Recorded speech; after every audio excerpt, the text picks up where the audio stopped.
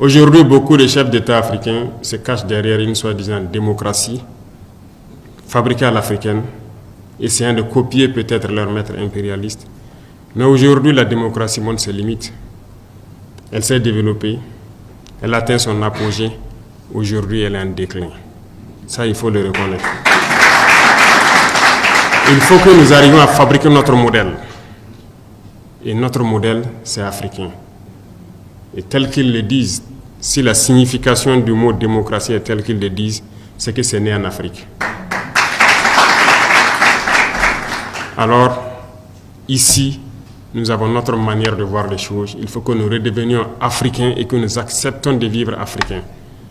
Comme disait le camarade président Thomas Sankara, c'est la seule manière de vivre libre et de vivre digne. Qui aujourd'hui plus que vous pour passer ce message au monde entier? Qui aujourd'hui plus que vous pour éveiller les consciences? Comme je l'ai dit, tout commence par là.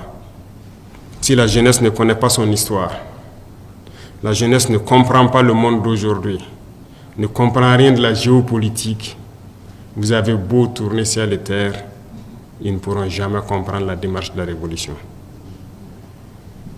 Il va de soi qu'à partir de maintenant, partout où nous sommes, que nous puissions faire passer le message de notre histoire, d'où nous venons, qu'est-ce que nous faisons aujourd'hui, pourquoi le monde est ainsi fait, pour que les gens puissent comprendre, emboîter le train de la révolution et qu'on puisse avancer vers un développement harmonieux, vers une Union africaine réelle.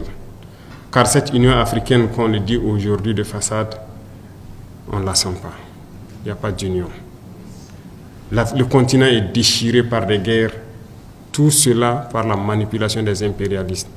Ils ne veulent que nous voir déchirés, nous entretuer pendant qu'on pille nos richesses. Mais il faut que le message passe. Il faut conscientiser. Il ne faut jamais s'arrêter de parler. Certains diront que beaucoup d'entre vous peut-être parlent beaucoup. Moi, j'ai été longtemps accusé de ça, mais il faut toujours parler.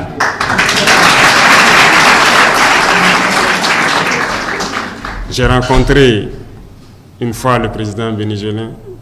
Il me disait, le père de la révolution, chaque jour, il parlait à la radio. Et lui-même, qui était son fidèle, se demandait, mais pourquoi tous les jours il parle? Et Chavez l'a dit, il faut toujours parler pour que les gens comprennent le message et que le message de l'impérialisme ne puisse pas passer. Aujourd'hui, plus que jamais, lui l'a compris et il était venu juste pour m'encourager de continuer à parler. Pendant que sur le continent, nos frères, peut-être qui n'ont encore rien compris, nous disent qu'on parle trop. Et souvent, ce sont ces soi-disant intellectuels qui n'ont peut-être pas compris, qui ont été totalement formatés par le système occidental, par le système impérialiste, qui trouvent qu'on parle trop. Parce qu'ils ne peuvent pas comprendre et percevoir le message qu'on passe. Malheureusement, c'est leur faiblesse aussi. Mais nous devons continuer à parler. Nos jeunes doivent se réveiller. Tout de suite, avant de venir ici, je suis allé encourager une jeune dame qui a été combattue dans le temps, quand elle a essayé de transformer notre coton en produit coton hydrophile médical qui est utilisé et tout.